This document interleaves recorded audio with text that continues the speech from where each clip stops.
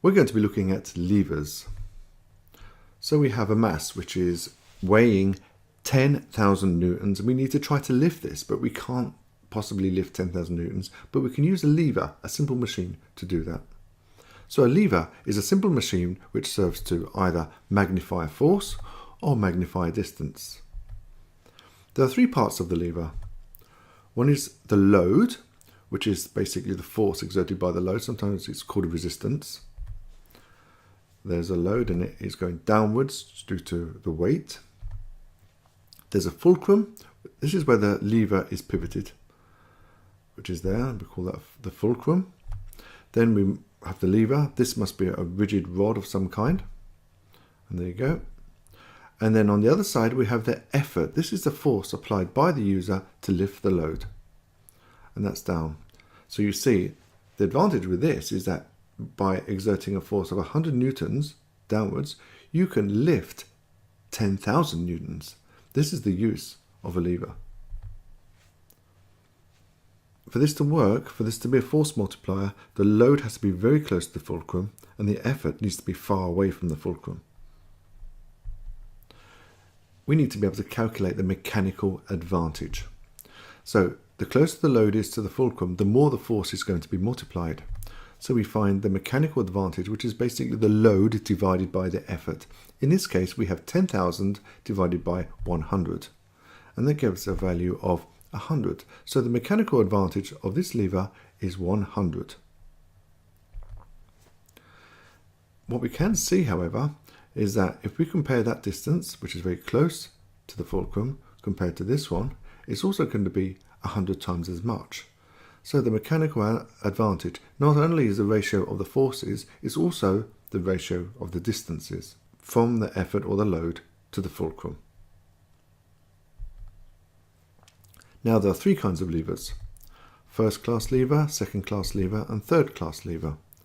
And it's all to do with the placing of the effort, the fulcrum and the load, or the resistance as it's written here. First class lever, the fulcrum is between the effort and the load, and that was the example we saw in the last slide. And most of the time it's a force multiplier, as long as the load is much closer to the fulcrum than the effort.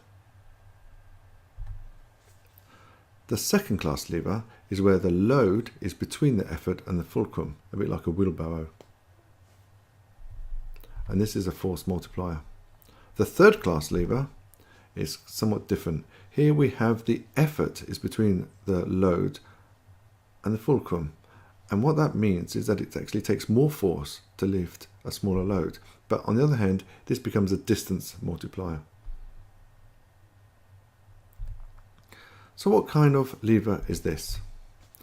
Is it a first or second or third class lever?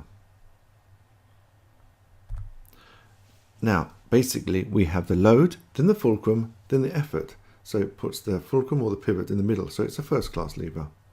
Is this a distance multiplier or a force multiplier? Well, you can see that the load is very close to the fulcrum. So it's a very good force multiplier. What is the mechanical advantage? Is it 5, 10, 20 or 100? So it's basically the ratio of the load to the effort. 100 divided by 5 is 20. Here is another lever. Is it a first, second or third class lever?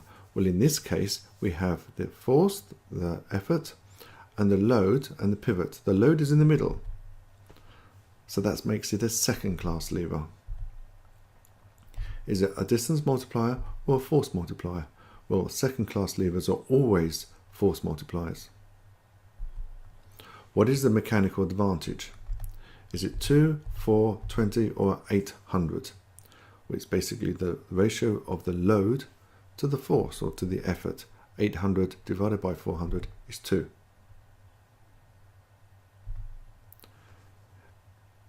Now you have to decide which one of these is a first class lever, second class lever and third class lever. So the first class lever is basically with a pivot in the middle. So that's going to be a hammer and the scissors.